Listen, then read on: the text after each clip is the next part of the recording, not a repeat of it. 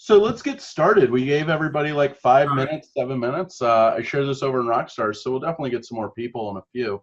Um, Make sure recording. So just so everybody knows, I've been toying around with the idea of doing a podcast, a video podcast kind of thing for years. And the issue has been that I don't know what format I want to do. So what I've like thought about is like an interview, which this is kind of an interview, or just me rambling about something. And the problem is that I haven't been able to fix and like fixate on one format for a podcast. Which of course I'm calling it a podcast. This is a video podcast. I'm recording this and I'm going to share this on YouTube later tonight. So the thing is that I kind of am just going to not have a format. I'm just going to do it however I want. And Brandon's here to do the first kind of sit down and talk to somebody. So that's why, First ever live sit down interview. yeah. So I'm excited about it. And Brandon's definitely an interesting guy. Brandon's been working real hard at private label. How many private label products do you have right now? 6. Six, and they're doing very well. I know what his products are. I know what his products are because Brandon's really big on lifestyle freedom, and Yeah. he obtains that by making me do his work. Yep. So, Automate everything. who does your product photography for you? Who does your prep? So you've conned me into your financial freedom. Yeah, But you got to build that into your cost, because we're not just trying to make money. We're trying to make a lifestyle. yeah, and that's been fun. But it's I will say this. I'll humble brag here. I'll tell you more about this offline. But I actually got my first product photography gig. That's like a big website, and it's 30 products. So I'm Nice. like super excited about it. It's actually all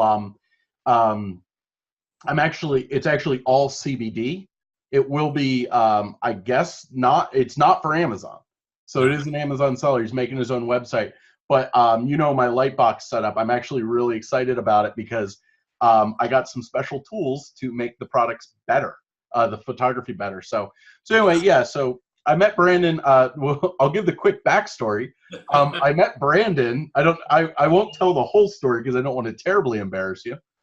No, I'll tell the whole story. So I met Brandon with a Shawn Michael meetup with Becky and Sean, and that was actually the first time I met Sean and Becky. And it was you and me and Austin Stankus, and who was the other guy? Gary Schrader. Okay, so Gary, we just hung out. We had dinner, and then I got a hotel room, and me and Brandon got a little bit drunk. And there's a photo of Brandon. We get out of the Uber, and I say, hey, let's all take a group photo. So from getting out of the Uber to taking the group photo, in the photo, the group photo, Brandon is walking away from us in the background. He got lost. So then I go up to my hotel room. Brandon passes out on my couch and Yep. wakes up and kind of doesn't know who the hell I am, and then got his wife to come and pick him up. That started our friendship. Then that really has been a good Yeah. explanation of our friendship because when was the last time I saw you? It was with well, you came out and we were working on that Came out product. to the warehouse. Yeah, but I go out to Brandon's house about once a month and hang out with him and his wife and his daughter, and then crash on their. Him and I are statistically impossibly bad at Rocket League. We don't know how we're so bad because we're really good at video games, but boy, are we bad at Rocket League when we play together. Only when we play together. Only when we play together. So. But that being said, I hang out with Brandon about once a month or so. I'm probably going to see him next week. Yeah. And then, but it's made us both considerable more money because we come from very different backgrounds as far as Amazon selling. yes, I focused more on private label at the very beginning. yeah, At the beginning, Chris focused more on RA, retail arbitrage, and we've really been able to combine our knowledge, and the sum was greater than the separate parts. yeah. And I think that you and I work together because what do you think the sentence that you say to me the most is? Because I know what it is. Let's A Let's very get niche focused. Chris, that's a great idea, but it's a little big. It's a little big. It's a little big. So remember when I fronted you the idea of making an arcade game? Yes. I'm like, no, this is a great idea. We'd make a ton of money. Yeah, we probably would. That's a little outside the scope of private label. So Yeah. we'll reel it back in. It's a great idea, but Yeah. I take a very simple approach on things that I know are going to sell. 'Cause I find a lot of people doing private labels like, I think people will buy this. I want to know people are buying it first, and I just want to make it better than them. I'm not reinventing the wheel. I'm taking a very cautious approach to business. Really, it's been working out well for me. So I've talked here for the first 5 minutes or so and told the story of us meeting, but you have a very interesting backstory. Meeting your wife and everything. I've gotten, man, you and I have gone on some adventures. We went on a cruise together. We've been to Vegas together. It was on Rockstar Cruise. Oh man, I almost forgot about that. But why? So if you don't mind, could you give us the 2-minute biography and why the hell are you doing private label now? Yeah. So kind of my backstory. I spent 10 years about in the casino industry, and I was a pit boss in different casinos and a chief consultant. And it was good money, but especially for having like no higher education at all. But I worked every weekend. I worked every holiday. And then when I had my daughter 4 years ago, I really wanted to figure out a different lifestyle. I was making money, but I didn't enjoy my lifestyle. And that's when I started researching Amazon FBA. And I kind of feel like I was the, average Joe starting out. I didn't have a lot of money saved up. I had made about, say, $5,000 to start. But I didn't want to use all that at first. I kind of wanted to test the marketplace. So I started selling used books. And just kind of learned the platform and shipping and everything through that.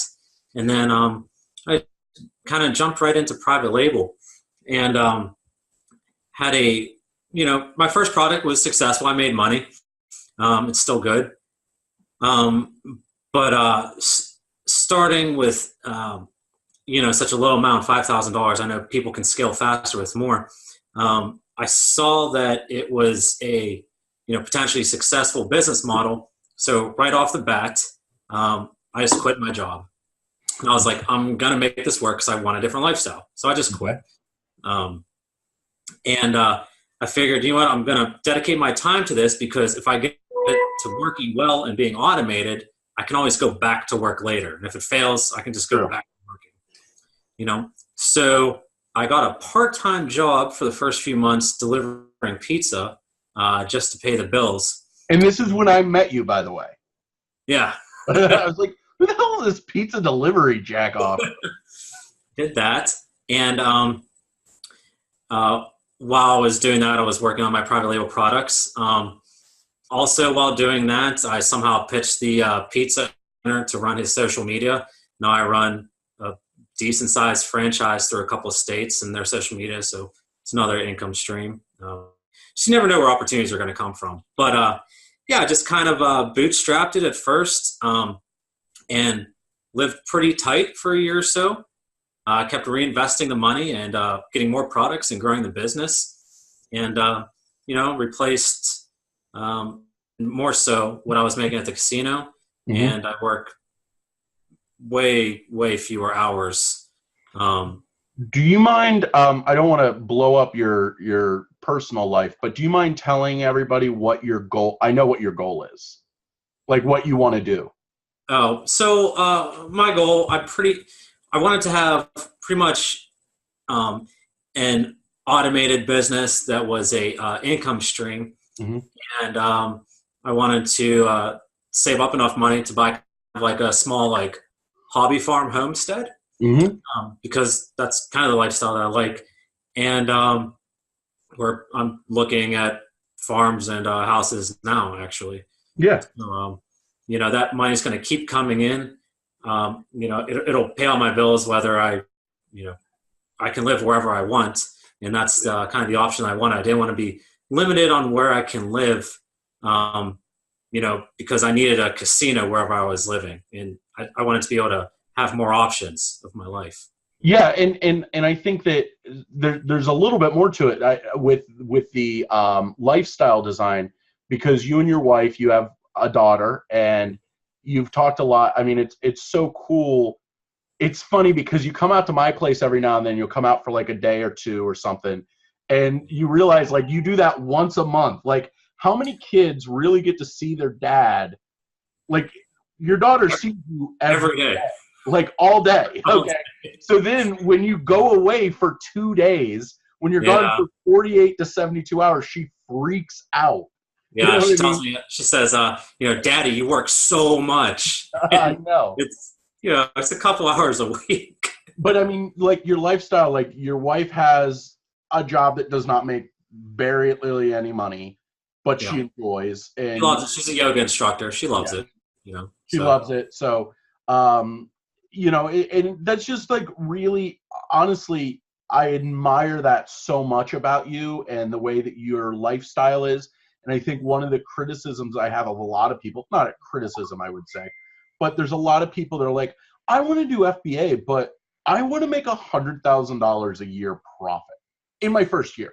Now, you will make $100,000 a year in profit soon enough. You're not there yet, but like you have these 6 products, they chug along. Pretty close. There. I should this year, absolutely. Yeah, but you're getting there, and in the lifestyle, you're making so many people are like, you work how many days would you say a week? Like 1 day a week-ish? Yeah, probably about that. Okay, so you're making about $100,000 a year, 1 day a week, so you're making $2,000 every day that you work. Now, there's a lot of people that would be like, oh, well, then why don't you work 5 days a week? You'd make $2,000 a week. That's $500,000 a year. And I understand that logic, but also, what's really the difference between $100,000 and $500,000? I mean, obviously $400,000, but if your goal is to like buy a hobby farm in rural Wisconsin and a beat up pickup truck, do you really need $250,000? I mean, my first goal, which I hit, pretty quick as far as business, I was just like, I just want to make $50,000 a year and be able to spend a lot more time with my family.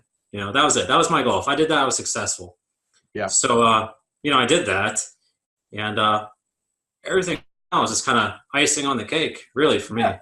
Yeah, and you're always kind of like doing little hustles. You have a couple you're still doing the stuff for the pizza places and stuff. And it's just like, it's so commendable. And that's what I find so fascinating, because there's so many people here that I know. There's James, and I know James, he's a college student. I know Kimberly, I know Amy, I know Dave LaCroix. Like all these people, it's so funny, like how varied all these people are, yet we're all kind of doing the same thing. Yeah. It's such a funny thing when you stop. Yeah, I mean, if I can do it, like I said, I don't have a degree in anything. I kind of learned everything online. And didn't you go to college? What'd you go to college for? I went for like 2 months. For theater, acting. And I met my wife, who was a ballet dancer.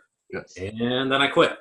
Yes. I mean, really, you got what more do you got? Your the best parties. I don't know what else to say. You got your MRS degree. So, no, you just have like such level-headed priorities, and I think so many people want exactly what you're getting, but they don't actually like facilitate it. They're like, or state it right. They're like, I'm going to work my ass off for the next 50 years and then buy a hobby farm. And you're like, oh, well, I'll work 2 days a week now and buy a hobby farm. Like, it's such a funny thing that you're getting, you're almost like retiring. Yeah, I feel like, I don't like to set monetary goals. I like to set lifestyle goals, and if I'm not making enough, like I want to make enough to meet certain lifestyles, and I'd rather, I always said I'd rather make 100 a year 100,000 a year working 4 hours a week than 300 a year or 400,000 a year working 40 hours a week. That's just me. Yeah, yeah, and there's a lot of people that I think are working a lot more than they realize and making a lot less than they realize. So it's kind of an interesting thing where you're really understanding the goal, because that's the thing. Too many people are like, "Oh, my goal is to sell $1 million on Amazon." That's not your goal. That's a bad goal. If that's your goal, it's a bad goal. That shouldn't be your goal. You don't need to do $1 million gross a year. You can have, if you're doing less than $1 million gross a year, it's much easier to keep a higher profit margin percentage.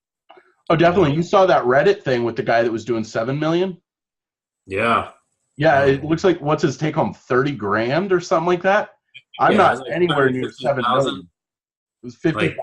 Yeah, I pay myself a lot more than 50. Well, not a lot more, but more than $50,000 a year, and I do not sell $7 million. So yeah, but I mean that's the thing. We can talk about. That should be episode 2. You and me just talk about lifestyle design, because I think that's just it's a subject. I think it is. A lot of people don't need to make more money. I don't think in their Amazon FBA business. If they adjusted their lifestyle, I think more people could go full time much sooner than what they think they could. Just adjusting their lifestyle choices a little bit. And I think like an important thing is, and we'll get on to what we actually want to talk about after this. I grew up in Cherry Hill, New Jersey, which is like one of the wealthiest towns in the country. Okay. And like my girlfriend in high school, her dad was is that me? No. Her dad was the corporate lawyer for. I'll wait for Brandon. Sorry about that. Is that Bethany calling you? No. Oh, okay. Anyway, so I was dating this girl in high school, and her dad was the corporate lawyer for Yamaha. And I mean, I'm sure he was making a crap load of money, the corporate lawyer for all of, like, he was the head of all of their legal stuff in America. But he also was never home. I dated this girl for like 3 years. I met her dad once. And like her mom was like just miserable. Everybody was miserable, but they're real rich. Her first car was a Mercedes compressor. And then she totaled it. So her dad bought her a Volvo, because they're safer. And I'm like driving my $1,000 car in high school. But like the thing is that is like, is that what you want? Like, make $30 million a year, but you never see your family, you never get to enjoy it?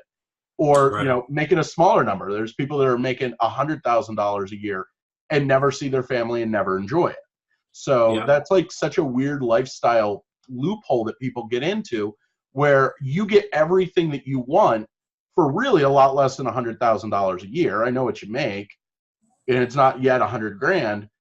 But you get like you go camping all the time, you go fishing all the time, you could go on vacation when you want. Like, you have a pretty nice lifestyle, and so do I. And that's something that if you can keep living that lifestyle while still growing your business, then that's really the goal.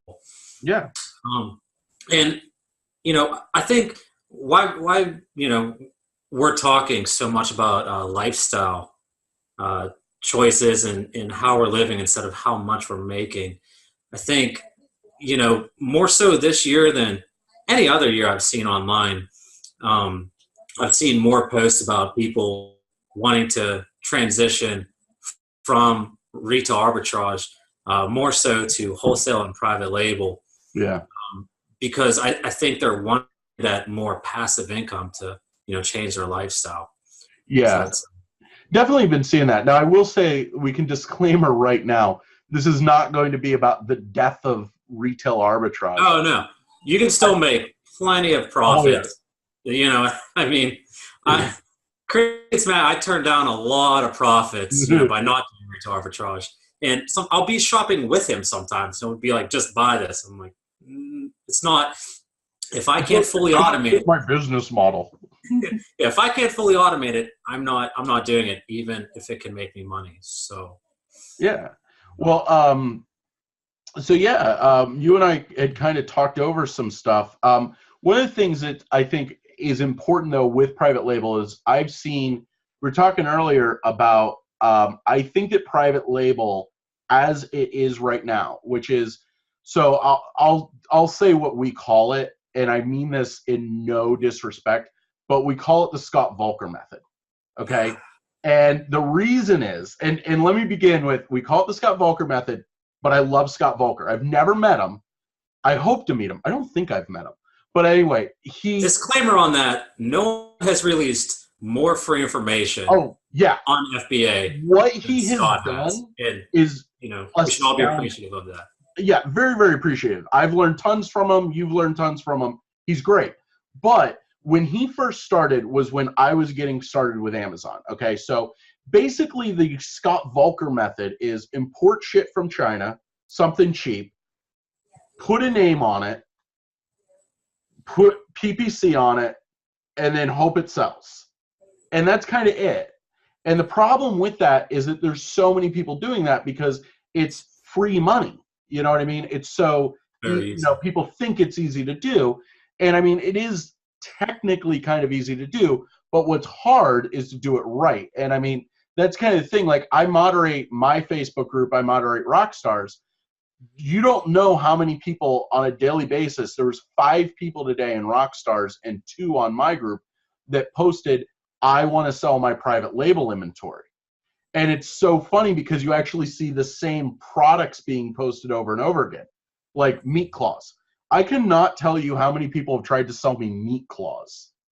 Yeah. I hope I'm not blowing up any of your private label products, Brandon. No, I don't sell meat claws. Or I would judge you harshly if you did.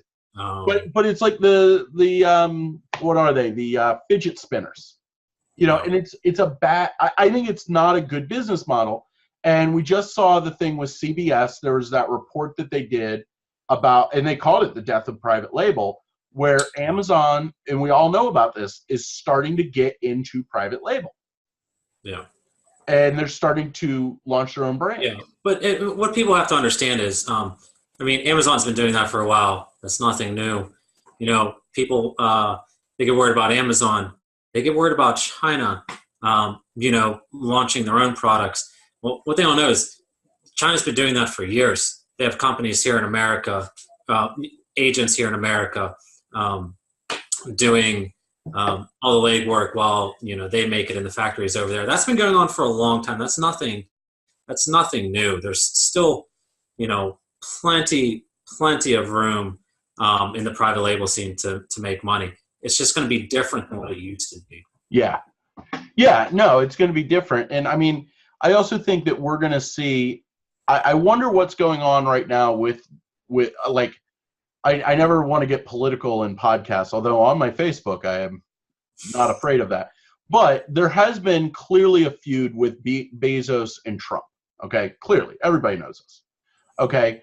And I wonder, with basically the way Amazon works is most of their sales come from third-party sellers. Mm-hmm. So is Amazon selling anything, or are they the venue to sell?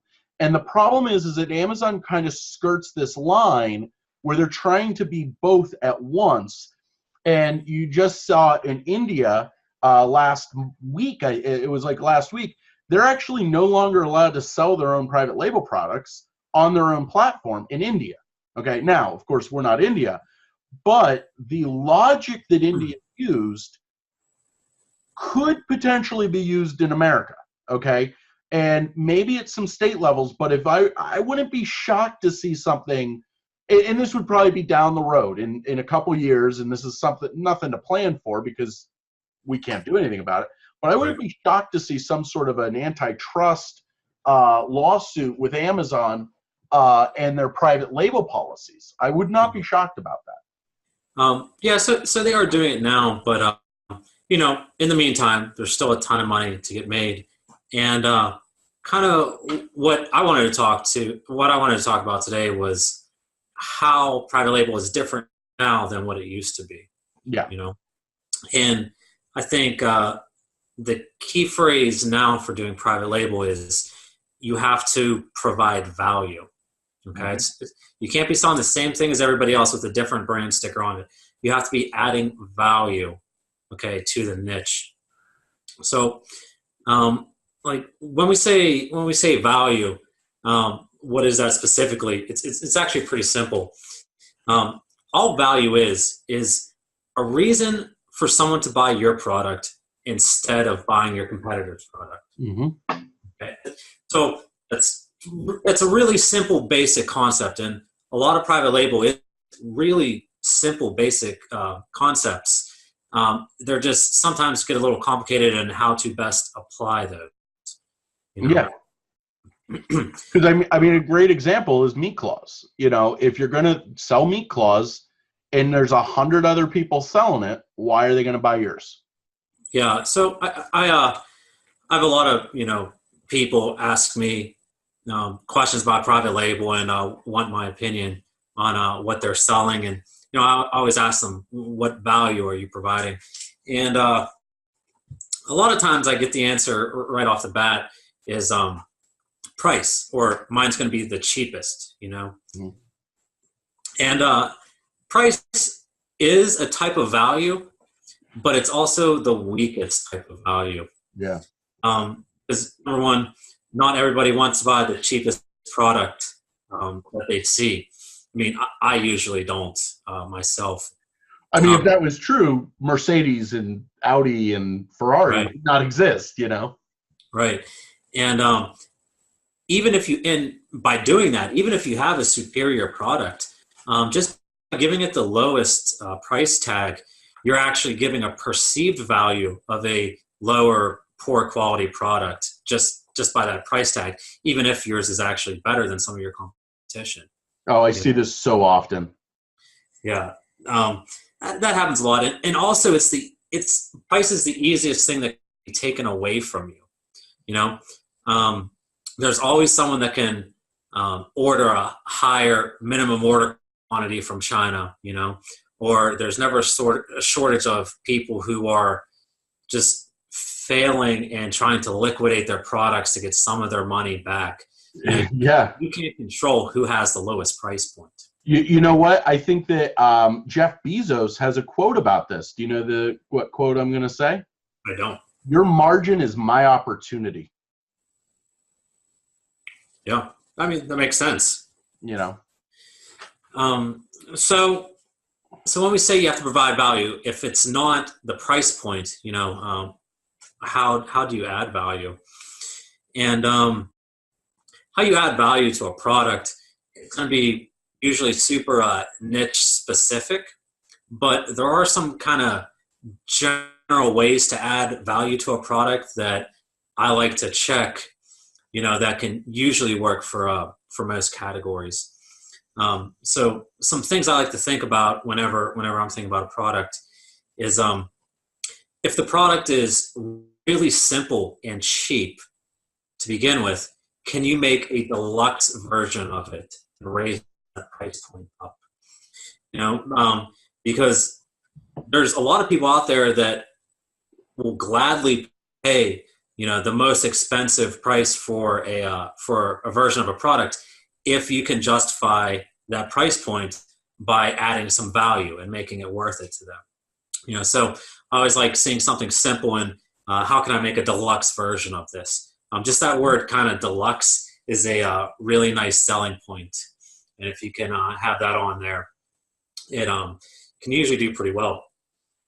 Can I give a trade secret right now? Sure. Sometimes the deluxe product does not cost any more to source than the regular product. Yeah, I have a product like that where I sell, a more medium priced version of it, and then I sell a deluxe version of it, and they're both exactly the same landing cost, maybe off by like 1 or 2 cents. But they look different. I show value in the deluxe, and by having the higher price point for one and the lower price point for the other, they're actually giving each other value. The lower price point one is justifying the higher price of the deluxe version. The deluxe version is making it a better deal for the lower priced version. Yep. So if you can That's kind of a nice thing. If you can be in the same niche and have two different products on each end, you can kind of corner a market, especially with the smaller niches, which I've been able to do, and that's a strategy I really, really like doing it that way. Just some other things I think about are, if it's for an adult, can you make it for a kid? Which sounds silly, but if I won't buy something for myself, even if it's expensive and ridiculous, I'll buy it for my kid. Yeah. You can kind of make every product better by providing a kid's version for it, because people want to indulge their children much more so than they want to indulge themselves. Yeah. That's how I got my baby's first taxidermy kit. My mom wanted to try taxidermy. There you go. Then some of the more basic ones, if it's for a man, can you make it for a woman? Can you change the color? Can you make it bigger? Can you make it smaller? Can you make a travel size version of it? People love travel size. I will say one thing though. So I was looking, man, I feel like I'm about to call out every private label guru, and that's not at all even what I'm trying to do. Because we do call it just name dropping and just. But I'm going to name drop Andy Slamans. I'm throwing him in. But he deserves it, because he posted in December, I think it was, he posted a whole bunch of failed private label products. Yeah. And one of the private label products he posted that failed was one of those pancake pen things that was a squirt bottle that you would get a griddle hot and then you'd squirt out pancake stuff. So he posted this, and he shared that it did not work. He ended up breaking even on it. But what he did was literally all he wanted to do, he was selling the exact same thing as everybody else, but his was green, because nobody else was selling a green one. Yep. And I mean, I get where sometimes it works. Sometimes it works. And he admitted that it was kind of a dumb idea. So I'm not throwing him under the bus, even though throwing him under the bus a little bit. Throwing people on the bus. No one's going to hang out with us when we go to Vegas. No, nobody's going to hang out with us. But that just means more Brandon and Chris time. But that's the thing. You are so right. I will give a real world example. And not everybody knows this, but I used to be a jeweler, and I used to sell wedding and engagement rings on Etsy and Artfire and my own website. So I'm selling titanium engagement rings, okay? This would probably be where I throw in a picture of an engagement ring that I made. Some of my engagement rings were over $5,000. And they're by far the most expensive titanium engagement and wedding rings that you could buy. But I offered value. And one of the things I did was, if you bought the engagement ring, you got the ladies' ring for free.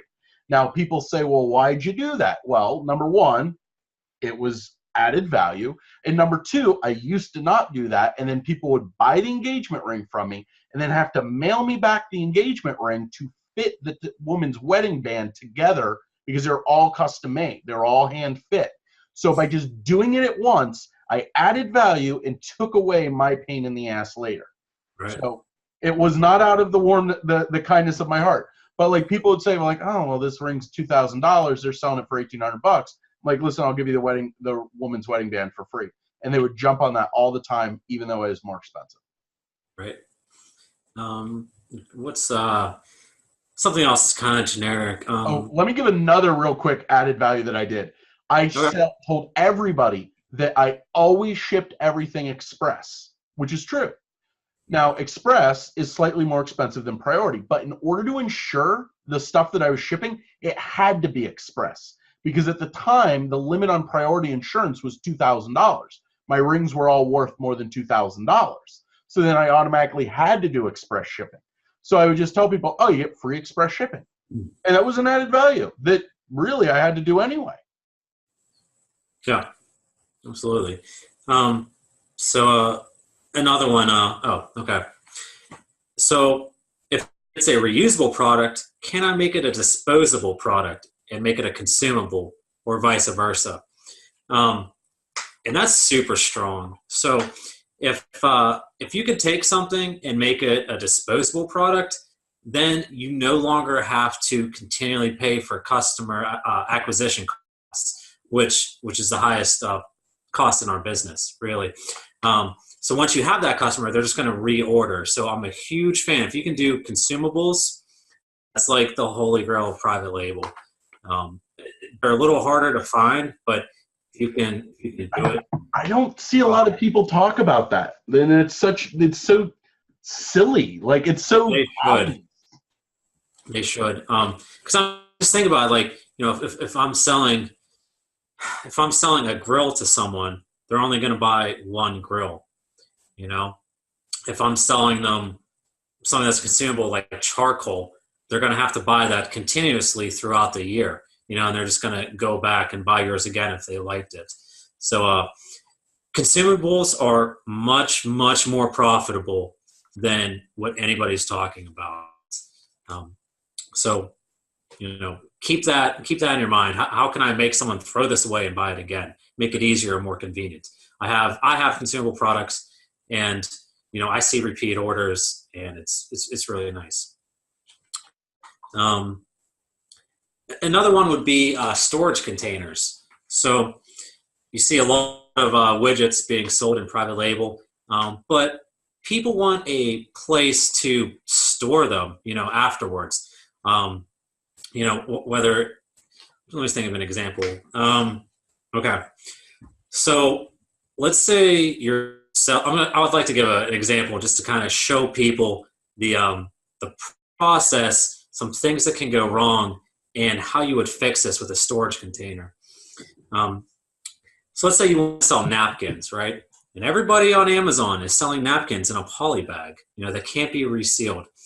So you don't just guess that they'd want it in a resealable package. You see it in the customer product reviews. People were wishing they could have a box or something to store these in so they could open and close and take these out. So that right there would be a great value for you to add. So you decide that having a storage box for these napkins would be a great value. So how to accomplish this? So you get a graphic designer and you get a box design. You get to your your contact in China or the States, and you have, normally China is going to be way, way cheaper for boxes and box design.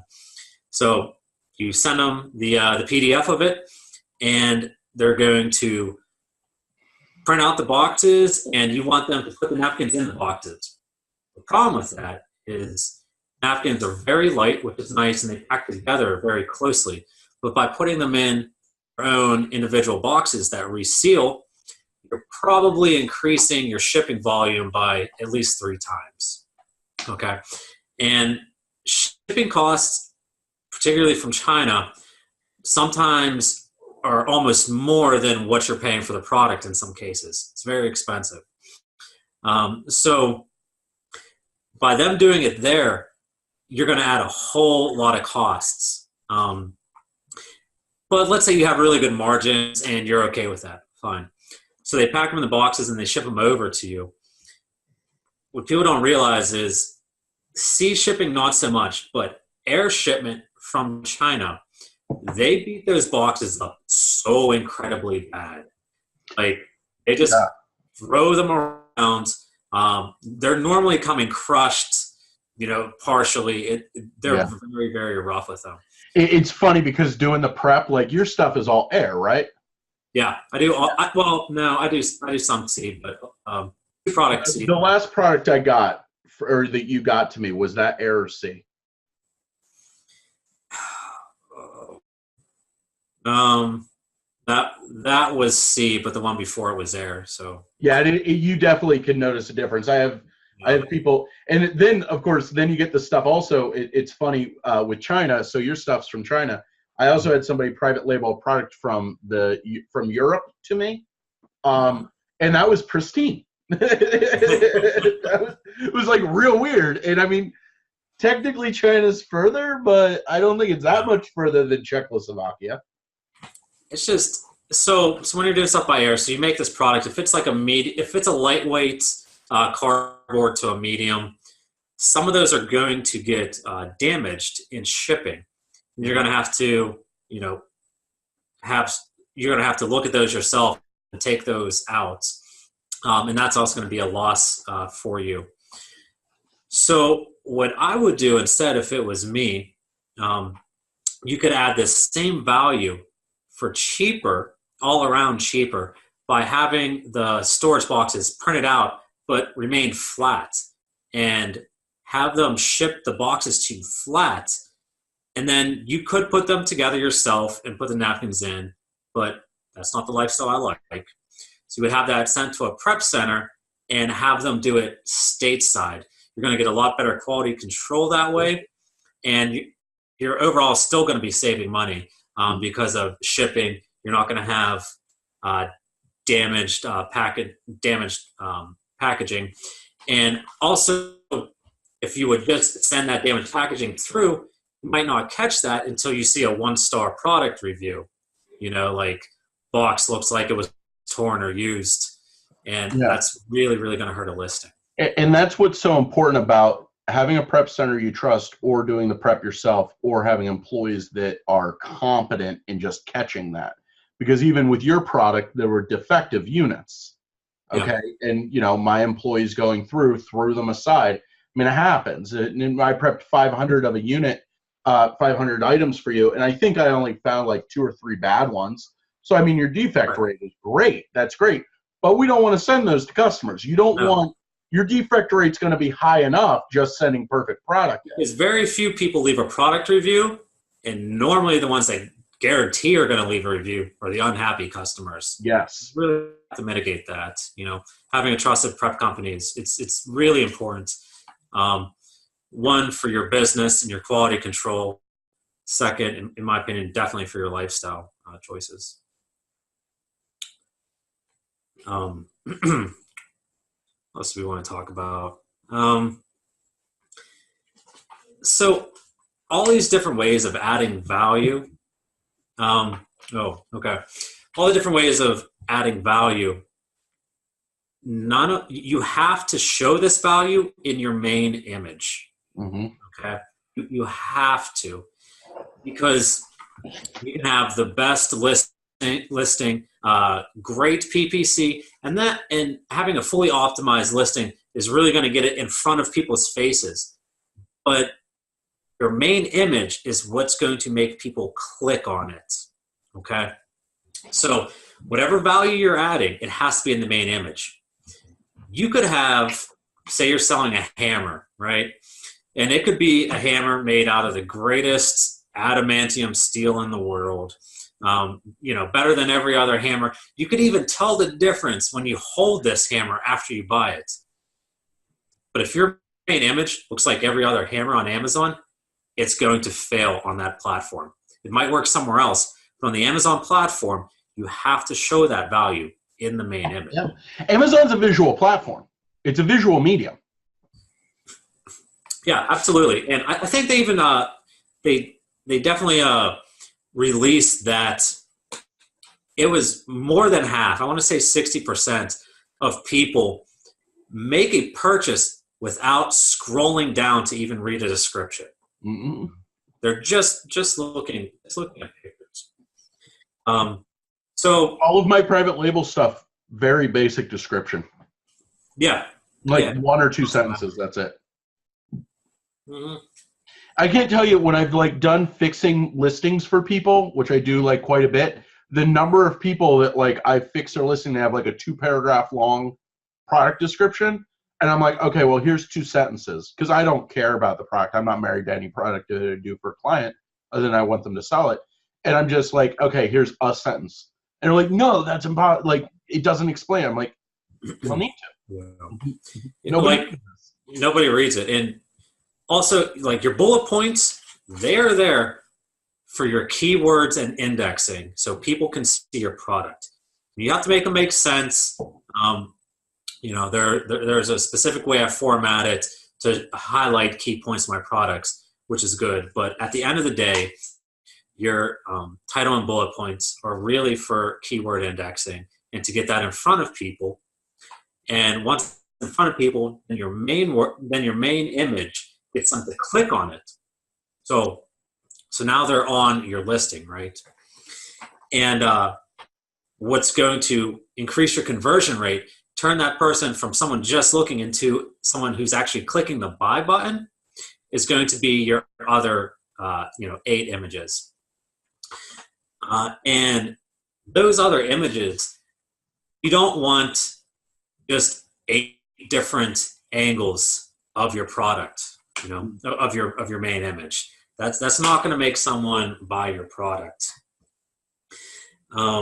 What you want are lifestyle photos. And lifestyle photos are aptly named because they're showing the lifestyle you could be having by using your product. Okay.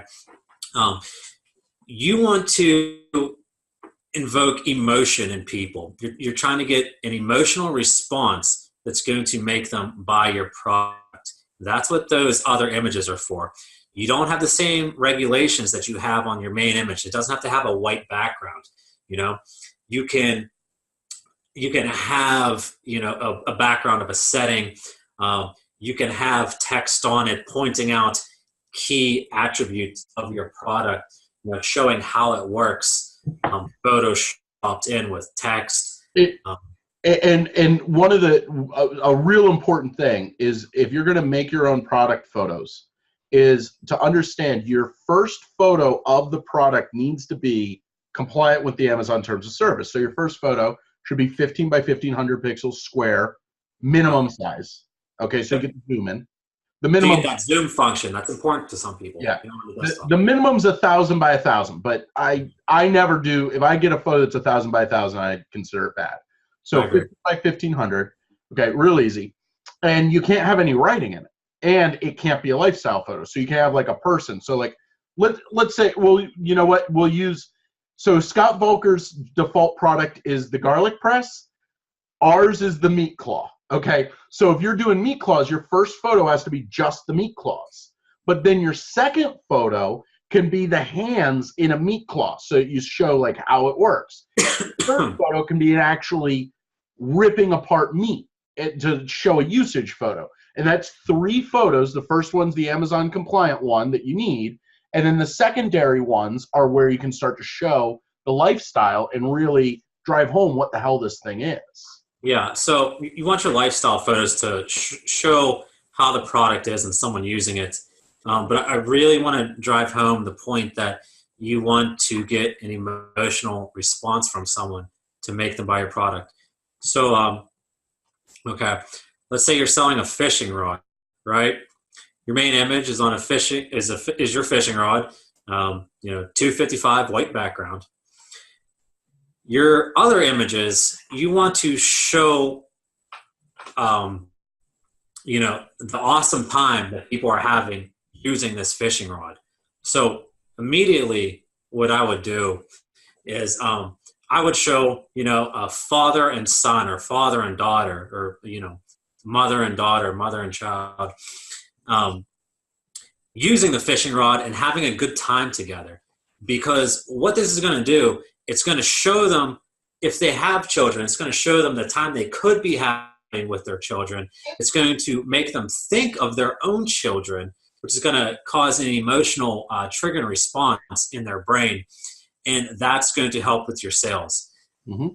I mean, I know it sounds a little hokey, but if you can put a kid, if you can put a puppy, if you can put a kitten in your photos, do it. It sounds ridiculous, but just turn on the TV and look at really successful businesses. The commercials, they all do that. They do it because it works. Well, what you end up doing then is, okay, fishing rod example or meat claw example. So meat claw example, if you had a photo where you're like shredding up meat at a barbecue and you got a bunch of guys standing around with beers, you may never actually use it for that. Yeah. But you think of, wow, that would be a lot of fun. I wish I had my friends come over and we all have beers and claw up meat. Yeah, I could do that. Yeah. And then literally what I'm doing then at that point is I'm selling myself your product subconsciously. And by having those good photos, you're getting the person to be like, oh, I need that, without you even telling them that they need it. You're letting them sell themselves. And the best salesman for everybody is themselves. Yep. Yeah, that's how you're going to, increase your conversions. It's going to help you rank better. It's going to lower your PPC cost. when your conversions are better. Amazon does do that. So it's going to help all around. And so, I see people, you can do product photography very, very well by yourself in your home. But if you can't, don't say. But if you can't, and you have no idea about photography, I see people trying to get the cheapest and best deals on it when you spend thousands of dollars on this product. You got a one-time off cost now. Spend some money, get some nice photos. If you can't do it yourself, but really everybody can. But that's really a different video. We'll have to make a video on that because I do all of my product photography. Yeah. I can share a photo of it. My product photography setup, I mean, the one that I did for you last, I used a cell phone and a white table. That was it. I could have just put paper on the table. I didn't even use a light box. Okay. Yeah. When I go to take these product photos of the next product I'm doing, I'm going to use a cake pan that I bought from Walmart so I don't get any reflections, and my Pixel 3 as a camera. Yeah. So, some very basic lighting equipment does help a lot. Definitely. But the Pixel phone takes super nice photos. It's ridiculous. Yeah. Like it really does. Mm-hmm. Like for just general normal product photography. Oh yeah, it does a great job. This is where I'm going to post embarrassing photos that I've taken of you with my Pixel. Oh man, so many. All right. What else do we want to talk about? So we did value in images. So everything we've talked about with private label, and how to add value to listing, really all these same basic principles apply to bundling also. What did you say, Chris? Yeah, and wholesale. And wholesale. Yeah, particularly when you're making the listing yourself. Sometimes for wholesale, the listing is already there, but with bundling, you're always doing the product photography yourself and creating the listing, and adding value. All these skills that you are using for bundling, it's kind of you're honing your skills if you want to do private label later by starting with bundling. It can be also super profitable, but it's a nice entryway into kind of the new age traditional way of doing PL. One of the things I'll say is that my gateway into private label was a bundle. Yeah. And I think that it's like just like how you're talking about, like you started by just selling some random crap. You were selling what, used books on Amazon? That was your first product, right? Yeah. Well, I see this all the time in like private label groups where people are like, oh, well, I've never made my Amazon listing, so I just bought my private label product. Also, how do I get it from China to Amazon? Also, I have to pay to get it from China to Amazon. Like all this crap that like literally if you took a used textbook and sent it to Amazon, you'd know these problems. Yeah, bundling is kind of a really great, it's like the gateway drug to PL. It really is. You can see really, really good profits. You're using a lot of the same skills. You're kind of refining those, to get better. Oh, yeah. And I have a lot of opinion about bundling. Yeah, and there's the way people teach bundling, like there's so many ways to do bundling. It's not just all holiday gift baskets. It's not just peanut butter and jelly. There's ways you can combine bundling with, you can do it RA, you can do it wholesale, you can do it RA with wholesale. You can combine RA, wholesale, and private label all together. Like there are ways to make bundling super, super strong and profitable. And while you're doing that, you're refining your pay-per-click knowledge, getting ready for private label. You're refining your knowledge for creating a listing. Yeah. And real quick, just so you know, so James posted something. He said, keywords with SEO listings. I got a good photos, ads are running, but he's got an awful average cost of sale. Okay. With the product, just the listing sucks, and he's not good at it. Why don't we talk to James later and maybe bring that up when we're done talking, because that's an interesting issue. So yeah, one thing I would like to say about pay-per-click advertising, a lot of people pay attention to that percent, and how much it's costing you per product sold through pay-per-click. I don't think about it in that terms. I'm very different than a lot of people who talk about optimizing pay-per-click. Mm-hmm. I want a profitable pay-per-click campaign, not just from the sales I get from pay-per-click, but my overall total sales. And why that is because you might be paying a little bit more for those pay-per-click sales, but each time you're selling, your item, you're getting indexed for all those keywords. And by getting indexed for those keywords, it's helping your organic ranking. So, and then your organic ranking, each one helps the other person. So even if I'm selling at break even at pay per click, that's helping me rank organically. And it's going to help my organic rank in sales to give me an overall profitable product. Okay. So don't pay too much attention to that number if overall selling that product you're profitable, because even if that's break even or at a loss, it's helping your keyword indexing overall organically. Pro tip. Yeah. Oh, yeah. He's so he says his average cost of sale is 70 to 110%. That's pretty bad. Mine for just my automated listings, it's like under 10% right now. Yeah. Well, I mean, it all depends on your situation too, because one of my products, it's a little bit high, a little bit higher than what I would want it to be. But you know what? My product organically is ranked number one. So I still want to run that, because then you know why? They're seeing my sponsored ad and then my organic ad. I'm getting the top two spaces now. Like, they're seeing my product 2 times before they see anybody else's. On your phone, it takes up almost the entire page. So I will gladly pay for that, to keep that ranking there. Mm-hmm. I think you can still monopolize a niche by doing that, even if it's at a little bit of a cost. Okay. But PPC management, that's a little bit more advanced than what we're going to get into in this video, I think. But just some notes on that,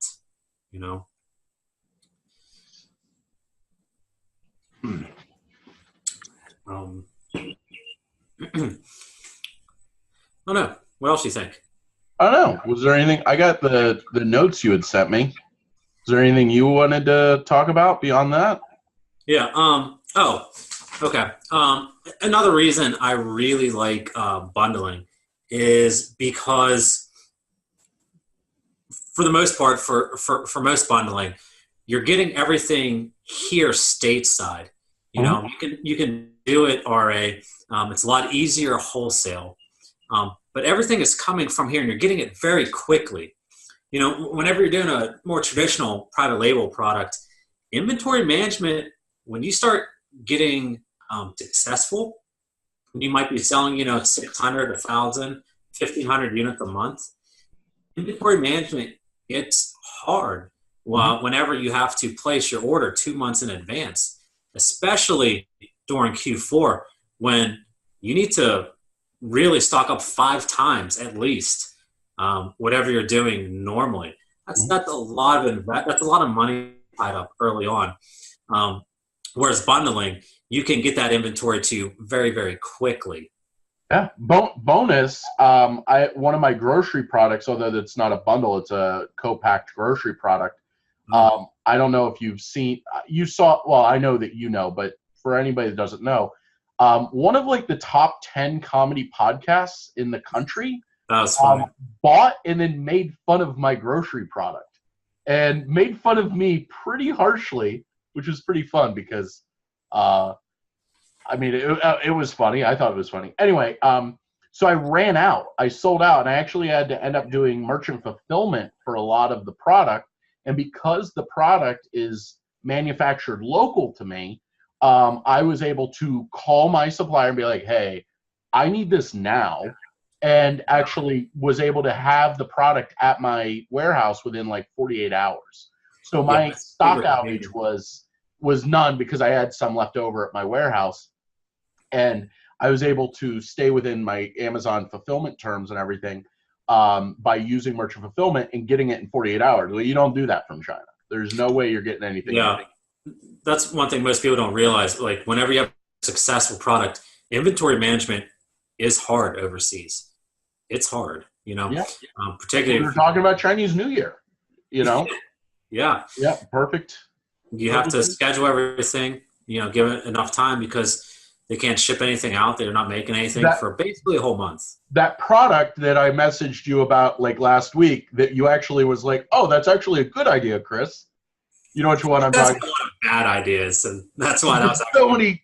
I have a notebook full of what I think are good ideas, but everybody else thinks are bad ideas. Anyway, that I have to wait on because it is going to need a component that's made in China. For it, it's going to be a USA-based, most of the bundle will be USA-based, but then one component is custom and made in China. So we have a guy that will be able to make it for us, but I have to wait until after Chinese New Year to even send him what I want, because, I mean, I can't even, like, email the guy right now. He's New Year-ing it up.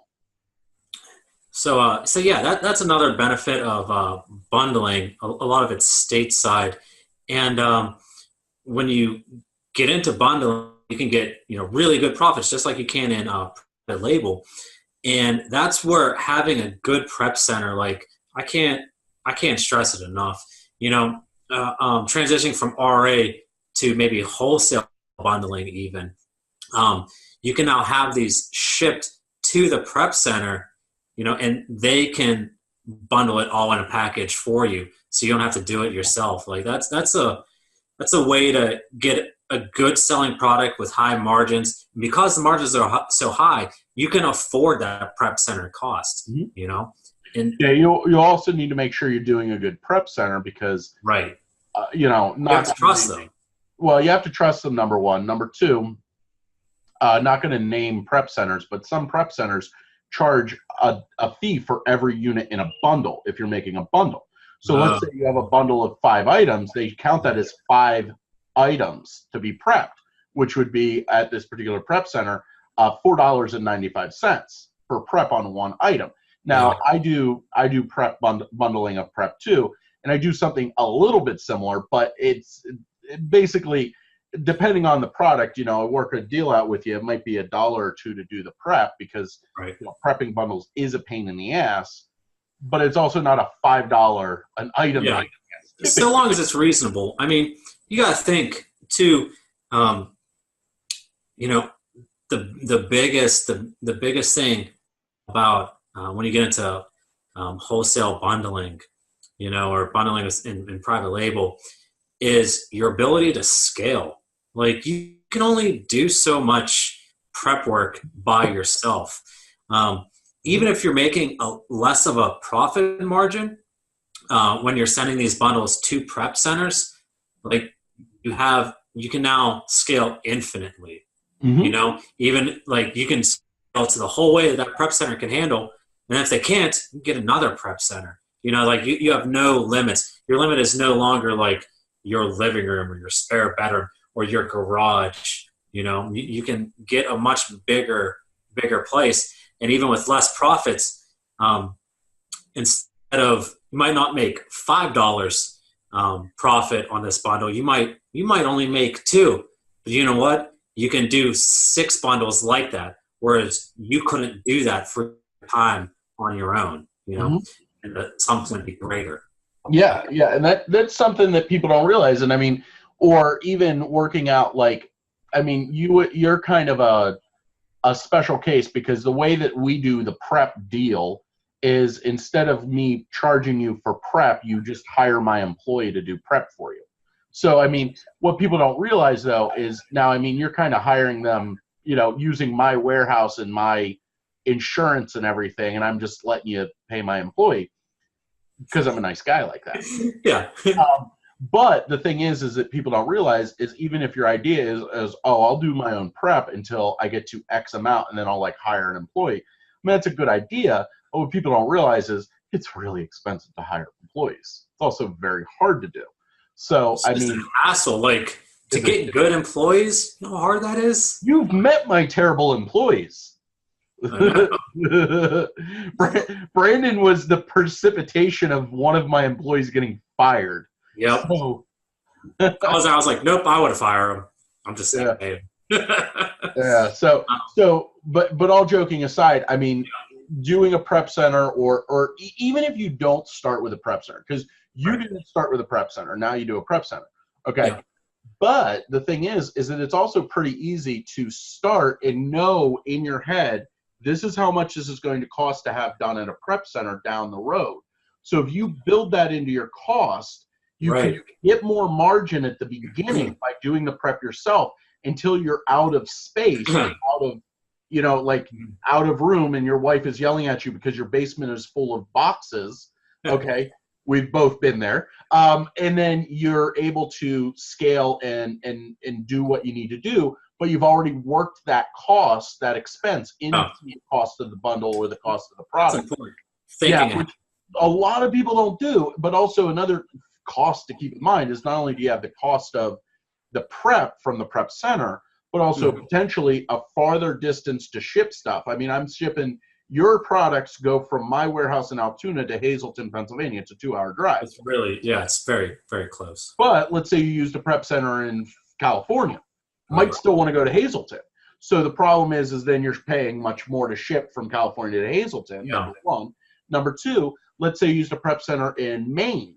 Okay, well, it may be more expensive for your product to go from China to LA to Maine than it is to go from China to LA to Pennsylvania, or China to LA to LA. You know what I mean? So there's a lot of costs that can go in there. Yeah, and that's why, thinking ahead, that's why I said I'm not going to turn something down because I can't automate it right now, perhaps, but I need to be able to see how I can automate that eventually in the future. I want it to be profitable now and then. Yeah. By the way, Brandon and I are kind of wrapping this up a little bit. We're not getting off like right away or anything, but if anybody has any questions, please ask them in the chat, and maybe we can talk about, I don't know if you have any, I don't know. Maybe you should talk to James. You know James, right? I mean, I've seen him in the chats and stuff, but we've never hung out. No, I've never met James either. James, you got to come to Las Vegas. If you don't come to Las Vegas, we're not friends anymore. There you go. You got to come to AC. Yeah, that's a huge thing. Like how we were talking about how me and Chris met, and we both have different skill sets, and by combining those, it's greater than what we were individually, and we both make more money. I can't say enough of how important networking is in this business. Like we can be here on a webinar, and I'm going to give you as much valuable content, as I can. But if we're hanging out and we're drinking in a pool or something, like you're gonna get some really nice gold nuggets of knowledge from maybe someone who does something a little bit different than you.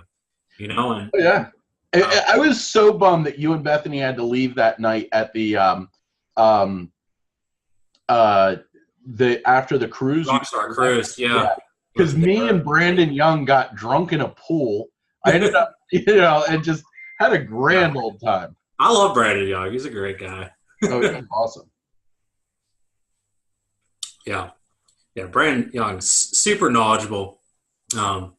He really knows a lot about how products sell through keyword indexing and how to target specific keywords and understand that before you get into a product. He does that better than anybody I've seen. Really like that. Oh, yeah. So what do you think? What do you think? Um, what do you think the future holds for the private label business model? I think to do well going forward is again, you're going to have to provide value, something different. Like you can't just order a product from China anymore. Like you have to build a relationship with them, like and change the product and make it better and get it customized. You know, um, and really building that relationship with your supplier or your sourcing agent, your broker, or the factory. Um, I feel like China values um, business relationships even more so than most American companies I've dealt Mhm. with. Like trust and slowly building a relationship is super important. And so you have to customize. You have to make a product better and add value for Yeah. you know Um, who was Timothy Ferriss's mentor from the from the 4 Hour Work Week? work week. Yeah, I can't remember what that guy's name. What I was the book forget his that guy name. wrote? He wrote One Simple Idea. One Simple Idea. And that's No. exactly what you're talking about. So if you're not familiar with this, Tim Ferriss, we all know who Tim Ferriss is. He wrote the 4 Hour Work Week. His mentor wrote a book called One Simple Idea. And basically what One Simple Idea is to just take a product and change it a little bit, make it a little bit better. And there's a lot of people that their entire private label business model is all about like reading bad customer reviews and then being like, oh, well, this meat claw isn't sharp enough, so let's make them sharper and crap like that. And it's so silly, but it works. Yeah. Yeah. Absolutely. Also, I think the future of private label, the old model of getting something that is $10 profit, selling $10 a day, or I'm not exactly sure what people used to look for. I can't remember, but looking for products that you're going to sell, 20 to 50 of a day, okay, all year round. Those are super competitive markets, and you're not going to want to go into those for a couple reasons. Starting number one, if you're selling a product that's 20 to 50 a day, okay, inventory management for that without having a very large bankroll, you're probably not going to be able to handle. Okay. No. Particularly if it sells 50 a day normally, okay, come Q4 time, you're going to run out of stock. You're not going to have the capital probably starting out to anticipate and have everything on hand, enough units on hand in the Amazon warehouse to handle that type of volume. I mean, I Yeah. would probably sell, we'll say 10 to 20 a day in the off season or whatever. But it will go to 100 a day as soon as Q4 starts, like right after, Black Friday goes to 100 a day. Inventory management for that is, you have to be prepared for things like that. So I see in the future, those products that are selling a lot, there's going to be much more opportunity in the products that are selling 5 to 10 units a day. Okay. A So, lot of people are always looking for the home run. And like yep, personally, I'm building up my portfolio of private label products. You and I launched about 30 products between the two of us last year. yeah, And some of those were just a Brandon product, some were just a Chris product, some were kind of a both product.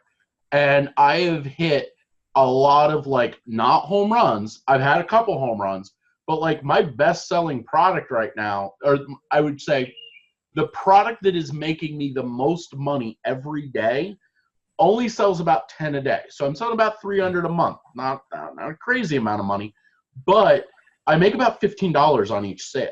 yeah, it's That's consistent. $2,500 in profit for really nothing. Yeah. And you know, Yeah, I really see that as the future because there's so many products out there that you can sell 5 to 10 a day, even 5 a day. If you can build 5, 10 products like that, you're spreading your money out. You're not getting heavily invested. Oh, There's not a lot of that, risk. that's the other thing. Yeah. Okay. If you've done private label, you've lost a product at some point or launched a dud. Yeah.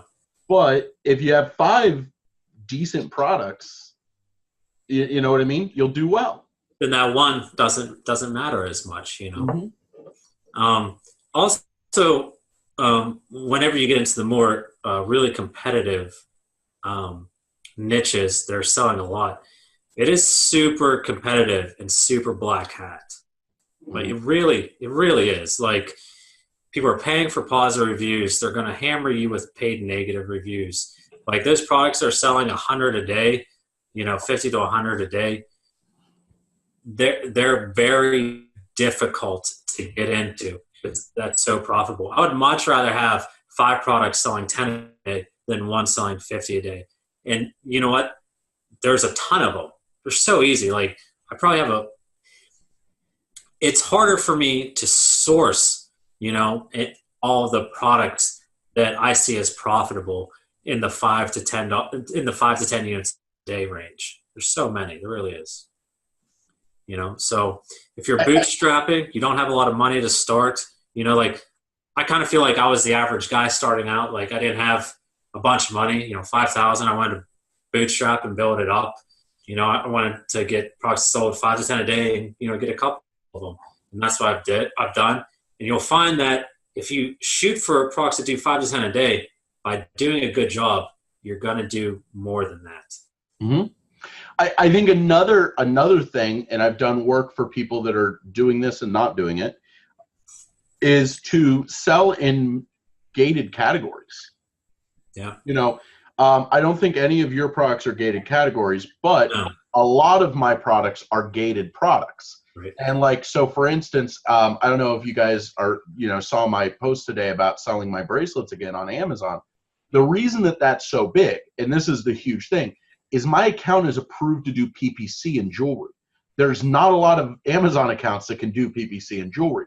So that gives me such an advantage that even if somebody else wanted to compete against me, they can't. It's very hard to get an account that can do PPC and jewelry. And you can do that, get into doing topicals, sexual wellness. Mm-hmm. What are the gated categories now? Auto. Is auto gated? Yeah. Oh, okay. Well, yeah. Oh, well, it used to be auto and gating. I don't know if it's ungated. Or whatever. Or here's another thing. Sell products that for some reason, so like, the best products like fit in a shoebox and weigh nothing. But what about selling a product that's real heavy, but you can do LTL for it? So you could sell a product that's 40 pounds that everybody else would pay, $10 to ship. But if you can do it by the pallet or by the truckload, obviously you're going to have quite a bankroll if you're sending truckloads of 40-pound items to Amazon. But the thing is that that's one of the possibilities that exists. Or go the opposite way and sell a product that's super low margin, but has to be small and lighted, because a lot of people don't do small and light. Okay, so now you're under $15. You have this cheap ass product, but it could be making you really good money. If you can source it cheap enough. And you're getting into these fringes where a lot of people can't do. I'm sorry. While you're talking about that, I'm going to stop my cat from chewing on this wire. So you keep going. Okay. We need to private label a product for cats to stop chewing on wires. So yeah, it's there's so many options out there with private label. Like I didn't go into it at first because I was kind of afraid of it. And I was doing so well with RA, and I'm still doing so well with RA, but like the beautiful thing about private label and wholesale and bundling and stuff like that is that I can like have that going for me, not do a lot of work for it, and then also go and do RA. I have to, I'm probably going to go and do shopping tomorrow. On Monday, I went and spent about $20,000 between 2 stores for wholesale products, picked them up in my truck, including buying $5,000 worth of salsa. I don't know. This is a very, I have a very weird life. But the thing is that like that kind of wholesale stuff, my people are prepping it right now. And I actually just got a text that it's all prepped and palletized to go out tomorrow.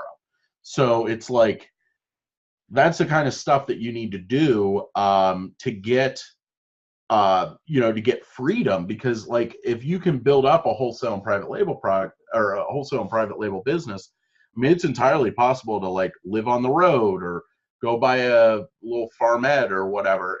And that's like what so many people aren't talking about. And I kind of feel bad about it because a lot of people, I think, aren't living their best life, for lack of a better word. Oh, Brandon's okay. His where Brandon is, his aunt has she has several very beautiful white cats. I absolutely love her cats. I love cats. They're my favorite animals. So, So, did anybody have any questions? I'll reach out to you, James, after I'm done with this webinar. Everything's been well. I'm waiting for Brandon's back. All right. Sorry about that. Yeah, no problem. So, Brandon, was there anything like, I kind of asked you?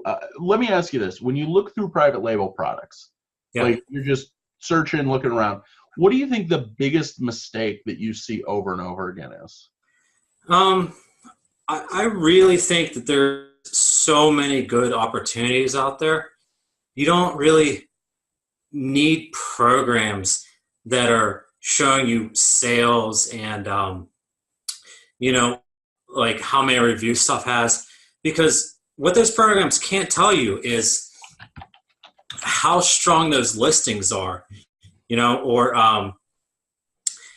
or how good their images and how good their images are, what they're being indexed for.